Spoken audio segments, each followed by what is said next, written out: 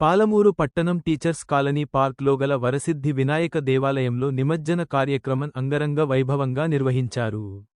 ఈ కార్యక్రమంలో భక్తులు అధిక సంఖ్యలో పాల్గొని భక్తి భజనలతో స్వామివారి కీర్తనలతో ఊరేగింపు కార్యక్రమంలో పాల్గొన్నారు. వినాయక గజానన బుద్ధి ప్రదాయక గజానన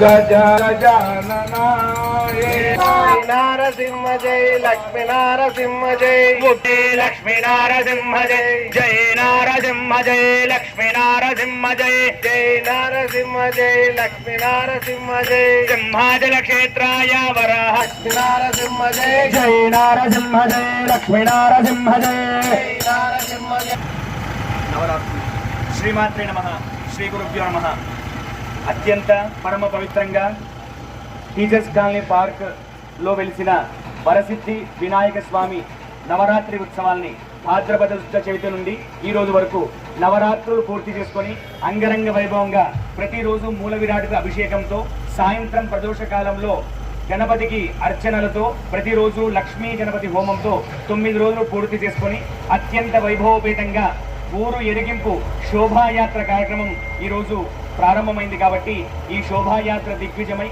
ఊరంతా కూడా పాలమూరు పట్టణం అంతా కూడా సనాతన హైందవ ధర్మం వెదజల్లాలని మనస్ఫూర్తిగా కోరుకుంటూ అందరికీ గణపతి నిర్హేతుక కృప కలుగుగాక.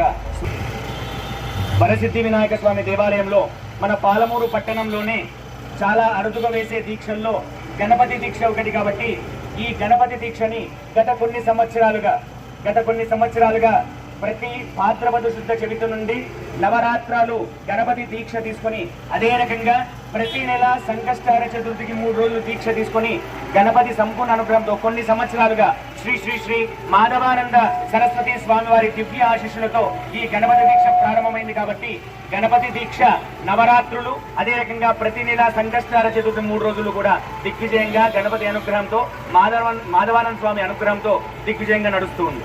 ఇది ఎన్నో సంవత్సరం స్వామి? ఇంచుమించు 9 సంవత్సరాలైంది గణపతి దీక్ష తీసుకొని. దేవాలయం 2018 సంవత్సరంలో దేవాలయం అయింది. 2003 సంవత్సరం నుంచి మూల విరాటికి పూజలు జరుగుతూ ఉన్నాయి. నవరాత్రి ఉత్సవాలు 2003 సంవత్సరం నుంచి, దేవాలయం అయింది మాత్రం 2018 నుంచి. నవరాత్రులు మాత్రం దేవాలయం అయినప్పటి నుండి కూడా నవరాత్రులు కొనసాగుతూ ఉన్నాయి. దీక్ష మాత్రం ఇంచుమించు 9 సంవత్సరాల నుంచి దీక్ష వేస్తూ వస్తున్నాం. గత 30 ఏళ్ల నుంచి వరసిద్ధి వినాయక సేవా సంఘం ఆధ్వర్యంలో మొట్టమొదటిగా షెడ్ వేసి ఉత్సవాలు నిర్వహించేది. క్రమానుగతంగా అందరూ యువకులు ఉన్నప్పుడు వినాయకుడు ప్రతిష్ఠించి పూజలు నిర్వహించేవారము. క్రమంలో మూల విరాటును ప్రతిష్ఠించి